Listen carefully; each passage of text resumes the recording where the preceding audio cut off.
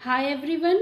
Start करते हैं हम आज का वीडियो क्लास 7 के chapter number 1 nutrition in plants, page 4 के topic other modes of nutrition in plants. तो जैसे कि पेज 1 to 4 हम पिछली वीडियो में डिस्कस कर चुके थे, आज के इस वीडियो में हम डिस्कस करेंगे 1.3 topic other modes of nutrition in plants. तो जैसे कि हमने देखा कि जो ग्रीन प्लांट्स होते हैं वो क्या होते हैं, ऑटोट्रॉप्स होते हैं। उनमें जो मोड ऑफ न्यूट्रिशन होता है वो ऑटोट्रॉपिक मोड ऑफ न्यूट्रिशन होता है। और प्लांट्स ही सिर्फ हमारे पास ऐसे लिविंग ऑर्गेनिजम्स हैं जो ऑटोट्रॉपिक होते हैं, जो अपना खाना खुद से बनाते हैं। बाकी जो हम ह्यूमन बींग्स हैं, एनिमल्स हैं, वो क्या होते हैं, वो हेट्रोट्रॉप्स होते हैं। उनका जो मोड ऑफ न्यूट्रिशन होता है वो हेट्रोट्रॉपिक मोड ऑफ न्यूट्रिशन होता है। अभी हम देखेंगे कि प्लांट्स में क्या होते हैं, कुछ अदर मोड ऑफ न्यूट्रिशंस भी होते हैं, तो वही हम अब आगे एक्सप्लेन करेंगे। तो चलिए स्टार्ट करते हैं। There are some plants which do not have chlorophyll. तो ऐसे भी कुछ प्लांट्स होते हैं जो जिनमें क्लोरोफिल नहीं होता है। तो जैसे कि हम डिस्कस कर चुके हैं पिछली वीडियो में कि क्लोरोफिल क्या होता है। क्लोरोफिल एक ग्रीन पिगमेंट होता है जो किस में हेल्प करता है, सनलाइट से लाइट एनर्जी को ट्रैप करने में हेल्प करता है। अब ऐसे कोई प्लांट्स जिनमें क्लोरोफिल नहीं है तो अब सनलाइट वो ट्रैप नहीं कर पाएंगे। क्या ऐसा होता है कि वो सनलाइट ट्रैप नहीं कर पाएंगे? तो क्या होता है, देखिए, कुछ ऐसे प्लांट्स होते हैं जिनमें क्लोरोफिल प्रेजेंट नहीं होता है, मतलब कि वो जो ग्रीन पिगमेंट है वो प्रेजेंट नहीं होगा। अब अगर उनमें वो ग्रीन पिगमेंट प्रेजेंट नहीं है तो इसका मतलब वो अपना खाना खुद से सिंथेसाइज नहीं कर सकते हैं, वो अपना खाना खुद से नहीं बना पाएंगे। तो अब क्वेश्चन हमारे पास आता है कि how do they survive and from where do they derive nutrition. तो ये कैसे सर्वाइव करते हैं और इनको न्यूट्रिशन कहाँ से मिलते हैं, ये हमारा एक क्वेश्चन है। तो जैसे कि ह्यूमन बीइंग्स और एनिमल्स क्या होते हैं, डिपेंड होते हैं उस फूड पे जो प्लांट्स द्वारा प्रोड्यूस होता है। उस मोड ऑफ न्यूट्रिशन को हम कहते हैं हेट्रोट्रॉपिक मोड ऑफ न्यूट्रिशन। तो वैसे ही कुछ प्लांट्स ऐसे होते हैं जिनमें मोड ऑफ न्यूट्रिशन क्या होता है, हेट्रोट्रॉपिक होता है। तो अगर हम देखें फिगर 1.5 को, तो हमें इस ये जो प्लांट है इसके ऊपर येलो कलर की कुछ, इस ब्रांचेस में कुछ येलो कलर का दिख रहा है, कुछ येलो कलर की ये पतली पतली सी क्या है, ये कुछ रस्सी टाइप जो है, येलो वायरी ब्रांच, वायर जैसी पतली पतली ब्रांच स्ट्रक्चर है जो पूरे पेड़ की स्टेम और ब्रांचेस में फैली हुई है। इस ब्रांच, ये जो येलो कलर की वायर जैसी ब्रांचेस हमें दिख रही हैं, इसको नाम दिया गया, इसको हम बोलते हैं कैस्क्यूटा, जिसको कि हिंदी में बोला जाता है अमर बेल। इसमें क्लोरोफिल प्रेजेंट नहीं होता है, इसमें ग्रीन पिगमेंट प्रेजेंट नहीं होता है, ये येलो कलर की होती है। और ये क्या करती है, जिस पेड़ पे ये क्लाइंब है, जिस पेड़ पे ये चढ़ी हुई है, उसी पेड़ से अपने सारे न्यूट्रिशंस को लेगी। तो जिस पेड़ पे इसने क्लाइंब कर रखा है उस पेड़ को हम बोलते हैं होस्ट। और जितने भी वैल्यूएबल न्यूट्रिशन है, ये जो कैस्क्यूटा है, ये जो अमर बेल है, ये क्या होगी, जितने भी वैल्यूएबल न्यूट्रिशन है वो इस पेड़ से लेगी। और ये जो अमर बेल है उसको क्या बोला गया, parasite. And we and other animals also a kind of parasites. और हम और अदर एनिमल्स भी एक तरीके के पैरासाइट्स होते हैं। You should think about it and discuss with your teacher. आपको इसके बारे में सोचना है कि कैसे हम या अदर जो एनिमल्स हैं वो पैरासाइट्स हैं।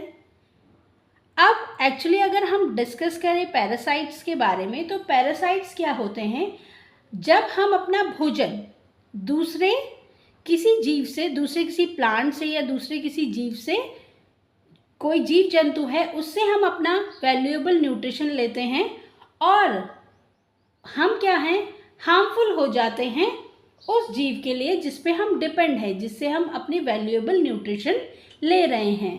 तो इस टाइप के न्यूट्रिशन को बोला जाता है पैरासाइटिक। और ये जो मोड होता है उसको बोला जाता है पैरासाइटिक मोड ऑफ न्यूट्रिशन। इसमें क्या होता है कि एक जीव दूसरे जीव से क्या करता है, वैल्यूएबल न्यूट्रिशन लेता है और उसके बदले वो क्या होता है, उसके लिए होस्ट के लिए हार्मफुल भी होता है। जैसे हम एग्जाम्पल की बात करें कि अगर ह्यूमन बींग्स जो होते हैं, और ह्यूमन बींग्स एक लिविंग ऑर्गेनिज्म है, अगर उनके सर में लीस हो जाते हैं, जिन्हें हम हिंदी में जू बोलते हैं, तो लीस क्या करते हैं, अपना वैल्यूएबल न्यूट्रिशन ह्यूमन बींग्स के सर से ले रहे हैं और बदले में ह्यूमन बींग को हार्म भी कर रहे हैं। तो जो जू जिन्हें बोला गया है जू, जो कि न्यूट्रिशन किससे ले रही है, ह्यूमन बींग से ले रही है, तो वो क्या है, पैरासाइट्स है, वो हार्मफुल भी हैं ह्यूमन बींग्स के लिए। अब हैव यू सीन और heard of plants that can eat animals? क्या आपने ऐसे प्लांट्स के बारे में सुना है जो एनिमल्स को ईट करते हैं? There are few plants which can trap insect and digest them. तो ऐसे कुछ फ्यू प्लांट्स होते हैं जो इंसेक्ट को ट्रैप करते हैं, उनको डाइजेस्ट कर लेते हैं। और इज इट नॉट अमेजिंग? क्या ये अमेजिंग नहीं है कि कोई पेड़ क्या है, इंसेक्ट को ट्रैप करता है और फिर उसको डाइजेस्ट कर लेता है। तो सच प्लांट्स में बी ग्रीन और सम अदर कलर। ऐसे प्लांट्स क्या हो सकते हैं, ग्रीन हो सकते हैं, अदर कलर्स में हो सकते हैं। Look at the plant in figure 1.6। अगर आप 1.6 के फिगर को देख पाएँ तो ये एक पिक्चर जग लाइक स्ट्रक्चर है जो लीफ के यहाँ पे से कोने से क्या है, मॉडिफाइड लीफ क्या है, मॉडिफाइड हुई है एक जग लाइक शेप स्ट्रक्चर में, और the apex of the leaves forms a lid. और ये जो एपेक्स होती हैं लीव्स की, ये एक लिड फॉर्म करती है जो ओपन और क्लोज करती है माउथ ऑफ अ पिक्चर। ठीक है, ये एक लिड है, ये क्या करता है, ओपन एंड क्लोज करती है माउथ ऑफ द पिक्चर। और पिक्चर के अंदर क्या होते हैं, हेयर होते हैं जो कि नीचे की तरफ डायरेक्टेड होते हैं। और जैसे ही इस पिक्चर के अंदर, इस पिक्चर जग लाइक स्ट्रक्चर के अंदर इंसेक्ट लैंड करता है, ये लिड क्लोज हो जाती है और इंसेक्ट उसके हेयर में एंटैंगल फंस जाता है, ट्रैप हो जाता है इंसेक्ट इसके अंदर, और उन बालों में, हेयर में एंटैंगल फंस जाता है। और लिड अब क्लोज हो गई, अब इंसेक्ट बाहर नहीं आ सकता है, तो इंसेक्ट फिर क्या होता है, डाइजेस्ट हो जाता है बाय द डाइजेस्टिव जूस। इस पिक्चर द्वारा कुछ डाइजेस्टिव जूस सीक्रेट किए जाते हैं, वो क्या करते हैं, इस इंसेक्ट को डाइजेस्ट कर लेते हैं और जितने भी वैल्यूएबल न्यूट्रिशन प्रेजेंट थे इंसेक्ट में, उनको उसने एब्जॉर्व कर लिया पिक्चर ने। Such insect eating plants are called insectivorous. ऐसे इंसेक्ट ईटिंग प्लांट्स को इंसेक्टिवोरस बोला जाता है। और is it possible that such plants do not get all the required nutrition from the soil in which they grow? क्या ये possible है कि जिस सॉइल में ये प्लांट्स ग्रो होते हैं उनको वहाँ से जितने भी रिक्वायर्ड न्यूट्रिशन है वो प्रॉपर नहीं मिलते हैं? क्या ये पॉसिबल हो सकता है? तो देखिए, कुछ ऐसे न्यूट्रिशंस होते हैं जो वो इंसेक्ट से क्या कर रहे हैं, फुलफिल कर रहे हैं। नेक्स्ट जो टॉपिक हमारे पास है वो है सेप्रोट्रॉप्स। अब आपने देखा होगा, जैसे you might have seen packets of mushroom sold in vegetable market. आपने देखा होगा वेजिटेबल मार्केट में पैकेट्स में मशरूम बिकता है। आपने देखा होगा कि you have seen fluffy umbrella like patches growing in the moist soils और on rotting woods during the rainy season. बरसात के टाइम, रेनी सीजन के टाइम आपने देखा होगा कि कुछ फ्लफी एक अम्ब्रेला शेप जैसा कुछ पैचेस जो हैं मॉइस्ट नमी वाली मिट्टी में या कुछ सड़ी गली लकड़ियों में ग्रो कर जाते हैं।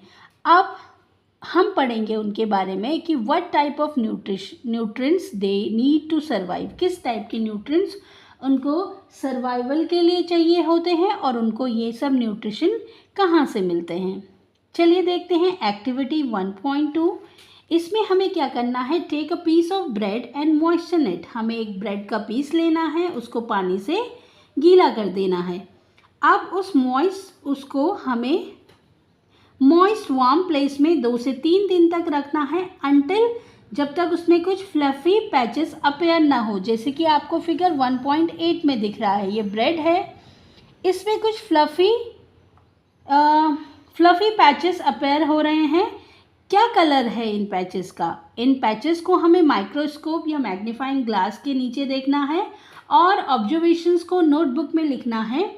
हमें क्या दिख रहा है? You will see cotton like threads spread on the piece of paper. आपको क्या दिखेगा? कुछ कॉटन लाइक थ्रेड जो है स्प्रेड है पीस ऑफ पेपर पे। और ये ऑर्गेनिजम्स जो हैं उनको क्या बोला गया? फंजाई। ये ऑर्गेनिजम्स क्या हैं? फंजाई। ये क्या होते हैं? They have a different mode of nutrition, और इनमें जो मोड ऑफ न्यूट्रिशन होता है वो बिल्कुल अलग होता है। They absorb the nutrients from the bread. ये क्या कर रही हैं?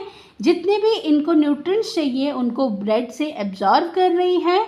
और this mode of nutrition in which organism take in nutrition from dead and decaying matter is called saprotropic nutrition।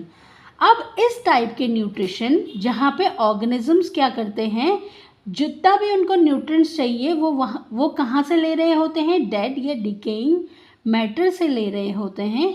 उनको हम सैप्रोट्रॉपिक न्यूट्रिशन कहते हैं। और ऐसे ऑर्गेनिजम्स जिनमें हमें सैप्रोट्रॉपिक मोड ऑफ न्यूट्रिशन देखने को मिलता है उनको हम बोलते हैं सैप्रोट्रॉप्स। तो जैसे कि हमने जाना सैप्रोट्रॉपिक मोड ऑफ न्यूट्रिशन क्या होता है, सैप्रोट्रॉप्स क्या होते हैं।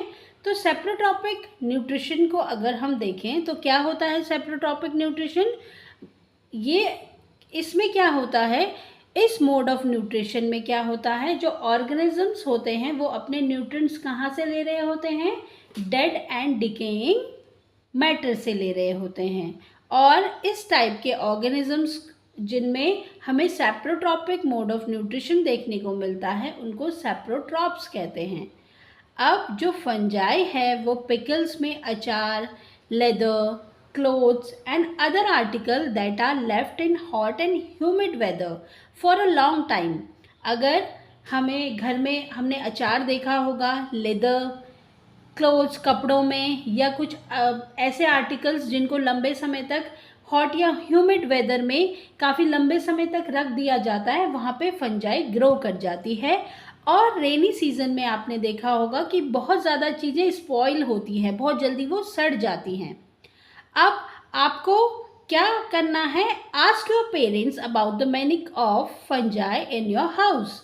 तो आपको अपने पेरेंट्स से पूछना है कि फंजाई के क्या क्या मैनिक इज डेंजर।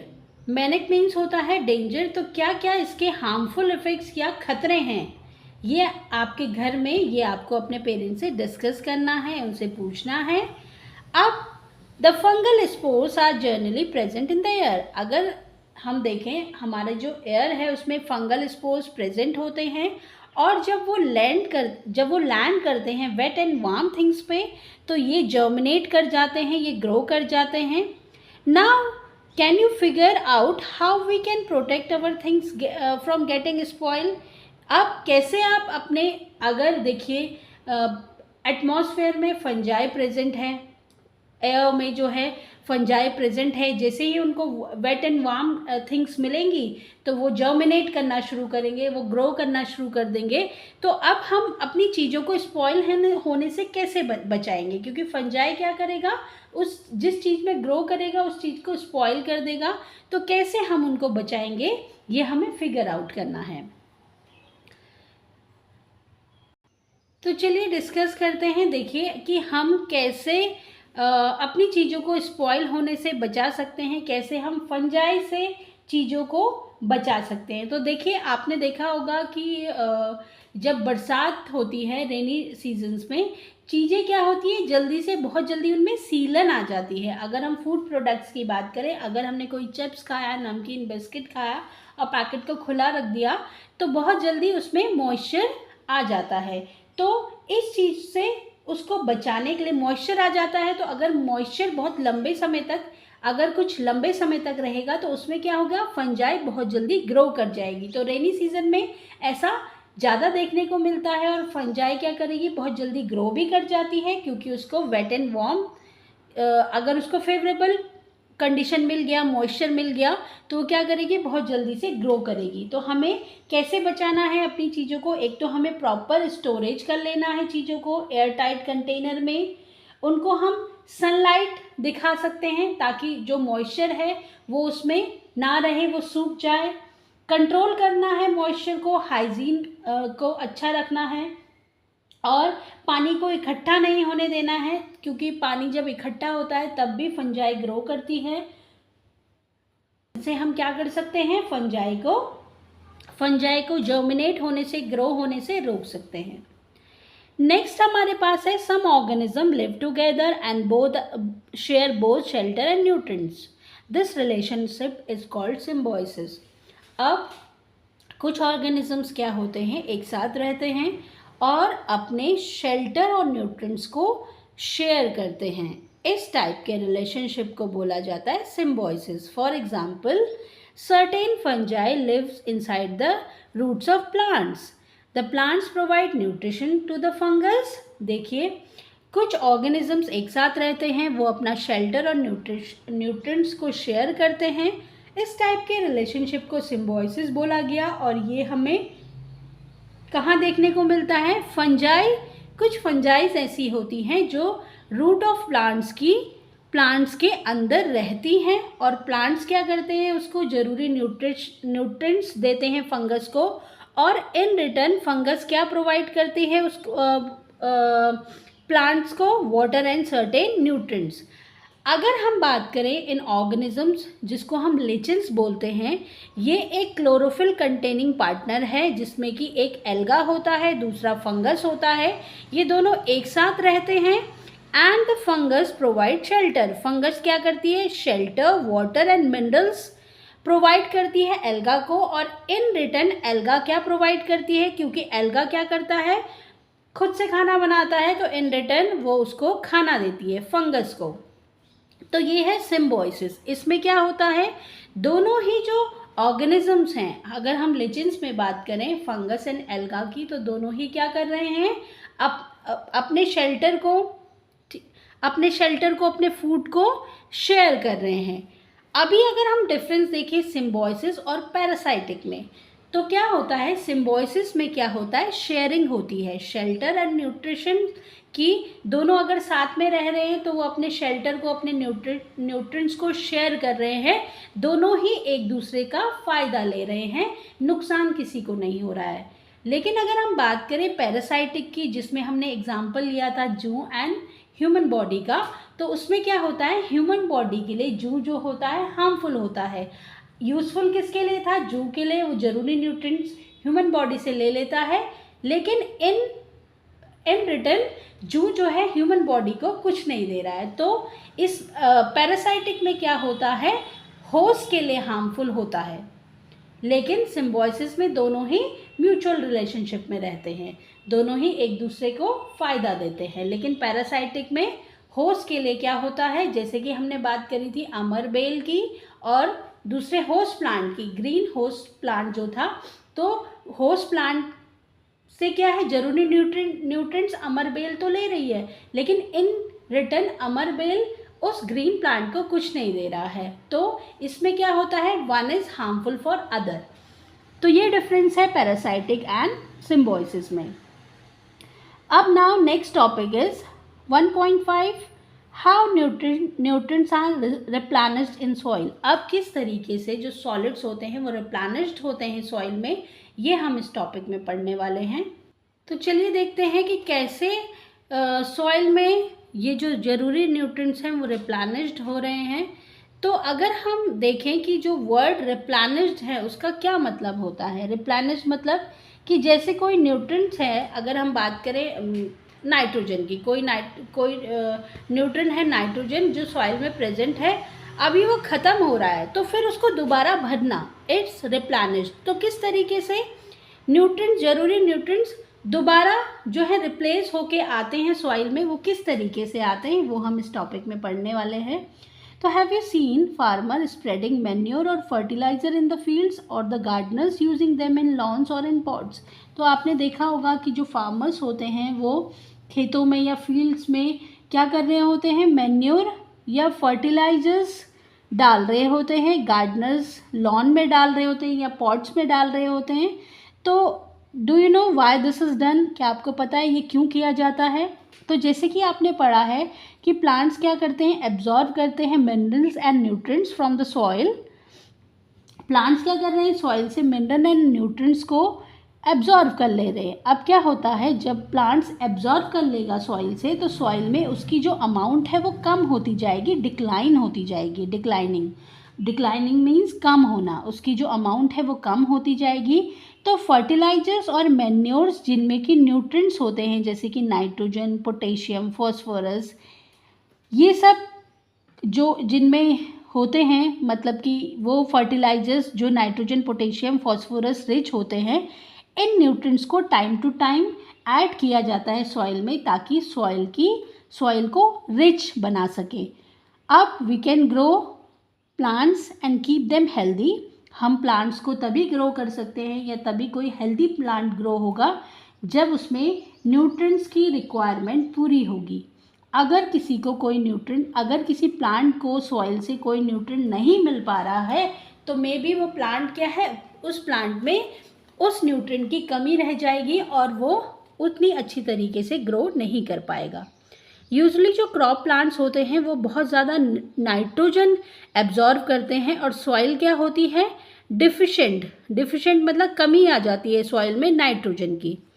अब जैसे कि आपने पढ़ा है कि नाइट्रोजन गैस जो है बहुत ज़्यादा मात्रा में हमारे एयर में पाई जाती है, लेकिन प्लांट्स उसको जैसे कि कार्बन डाइऑक्साइड को यूज़ करते हैं, वैसे नाइट्रोजन को यूज़ नहीं कर पाते हैं। उनको क्या चाहिए होता है, नाइट्रोजन सॉल्युबल फॉर्म में, घुली हुई फॉर्म में चाहिए होता है। तो द बैक्टीरियम, एक बैक्टीरियम होता है जिसे कहते हैं हम राइबोजियम।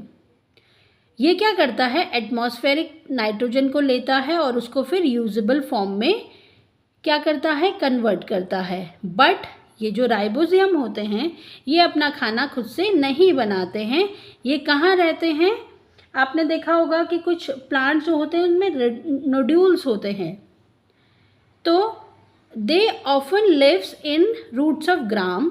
अगर चने की, मटर की, मूंग की, बीन्स की, कुछ ये लेगुमिनियस प्लांट्स के रूट्स में ये रहते हैं। जैसे आपने देखा होगा रूट नोड्यूल्स होते हैं, गोल गोल गांठें सी होती हैं, तो वो राइबोजियम बैक्टीरिया की ही होती हैं। वो क्या करती हैं, जो ये एटमॉस्फेयर में नाइट्रोजन गैस प्रेजेंट है उसको यूजेबल फॉर्म में कन्वर्ट करती है।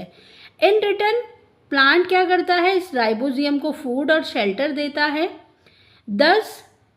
और ये क्या कर रहा है, राइबोजियम, ये जो बैक्टीरिया है वो क्या कर रहा है, कन्वर्ट कर रहा है नाइट्रोजिनस गैस जो है उसको सॉल्युबल फॉर्म में कन्वर्ट कर रहा है प्लांट्स के लिए। दस इनका भी एक सिम्बायोटिक रिलेशनशिप है, और इस एसोसिएशन का, इस रिलेशनशिप का फार्मर्स के लिए बहुत ज़्यादा सिग्निफिकेंस है। इससे क्या होता है कि फार्मर्स को बहुत ज़्यादा नाइट्रोजिनस फर्टिलाइजर्स को यूज़ करने की ज़रूरत नहीं पड़ती है। ये प्लांट्स में जो ये लेगुमिनस प्लांट्स होते हैं ये क्या करते हैं, खुद से ही नाइट्रोजन को क्या कर लेंगे, कन्वर्ट कर लेंगे इन अ यूजेबल फॉर्म।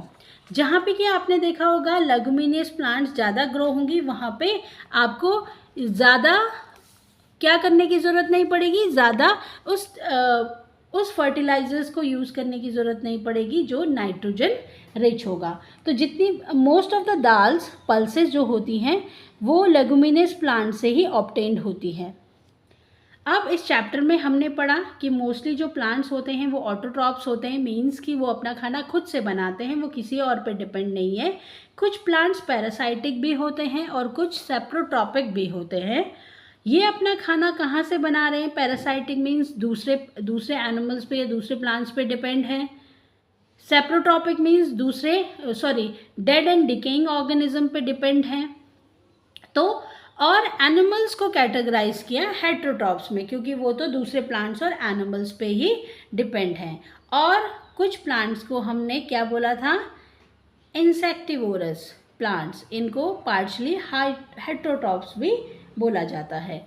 तो इस चैप्टर में हमने ये सब चीज़ें पढ़ी, जैसे कि ऑटोट्रॉपिक, हेटेरोट्रॉप्स, इंसेक्टिवोरस, फोटोसिंथेसिस क्या होता है, सेप्रोट्रॉपिक क्या होता है, स्टोमेटा क्या होता है। इन सब टॉपिक्स के बारे में, इन सब टर्म्स के बारे में हमने इस चैप्टर में पढ़ा। तो आज की इस वीडियो में इतना ही। नेक्स्ट वीडियो में हम डिस्कस करेंगे चैप्टर नंबर 2 को। Thanks for watching and please like, share and subscribe the channel.